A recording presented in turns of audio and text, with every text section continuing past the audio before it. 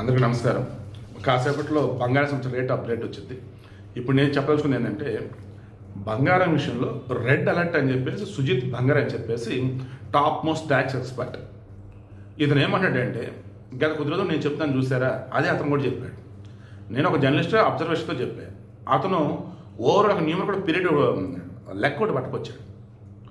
అక్షరాల 3,16,000 కేజీలు బంగారాన్ని ఆయా దేశం సెంట్రల్ బ్యాంకులు 2025 సంవత్సరంలో కొన్నాయి అని చెప్పాడు. అంటే 316 టన్నుల బంగారాన్ని ఈ సంవత్సరం ఆయా దేశం సెంట్రల్ బ్యాంకులు కొనిపెట్టుకున్నాయి. కారణం ఏంటి? బంగారానికి సంబంధించిన డిమాండ్ ఎప్పటికీ ఉంటుంది.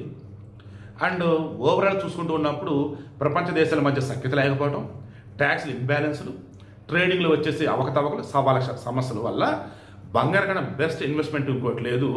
బంగారం కనుక దాచిపెట్టుకుంటూ ఉండేది రేపటి రోజు ఏ దేశం సరే ఇబ్బంది ఉండదు అని చెప్పేసి కొంటున్నాయి. అక్షరాల 3,16,000 కేజీలు అంటే 316 టన్నుల బంగారం అన్నాయి. మన భారత్ వచ్చేసి నాకు తెలిసి 20 టన్నులు 30 టన్నులు కొనింది. లాస్ట్ వచ్చేసి 50-60 టన్నులు కొనింది. ఇంకా మిగతా దేశాలు కొన్ని. ఇంకేమన్నాడంటే, ఈ ఒక్క 1 ఇయర్లోనే 60% పైగా ప్రాఫిట్ వచ్చింది, 60% పైగా పెరుగుదల నమోదైంది, రానున్న రోజులు ఇంకా పెరుగుదల నమోదైంది.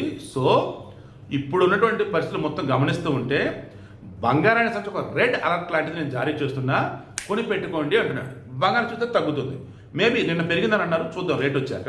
ఇప్పుడు మెయిన్ ఇంట్రెస్ట్ మరలా చెప్తున్నా, సిల్వర్ విషయంలో ఇప్పుడు ఆల్రెడీ కొని పెట్టుకున్న వాళ్ళు ఎవరైతే ఉన్నారో మీ దగ్గర డబ్బు ఉంటే దాచిపెట్టుకోండి, ఖచ్చితంగా పెరిగిద్ది.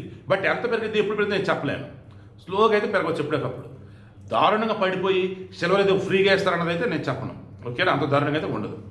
బంగారం విషయంలో మాత్రం డే నుంచి ఇదే చెప్తున్నా, కొని పెట్టుకోండి. మీకు డబ్బు ఉండే పలానా రేటుకి వచ్చిందా కొని పెట్టుకోండి, మీరు అనుకునే రేటుకి వస్తే కొని పెట్టుకోండి అంటున్నా. ఎందుకంటే పడదు, ఒకవేళ పడ్డా కొంచెమే. ఎందుకంటే నేను 1925 అండి, 100 సంవత్సరాల డేటా మొత్తం నేను తీశాను.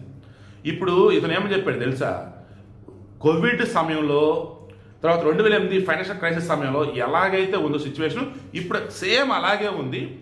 బంగారం పెరగడం తప్ప తగ్గదు. ఓవరాల్ చూసుకుంటున్నప్పుడు రెడ్ అలర్ట్ నేను జారీ చేస్తున్నా, బంగారం కొని పెట్టుకోండి, రానున్న రోజుల్లో ఇంకా భయంకరంగా బంగారం పెరిగిందని చెప్పేసి అతను చెప్పాడు. మీకు కూడా అతను చెప్పింది అనిపిస్తే, గత కొద్ది రోజులు నేను చెప్పిస్తుంది ఈ రెండు ఒకలాగా మీకు అనిపిస్తే అప్పుడు బంగారం కొని పెట్టుకోండి. అంతే తప్ప ఆయన చెప్పాడనో నేను చెప్పాడనో మేము కొన్నాము అని దయచేసి మాత్రం అనకండి.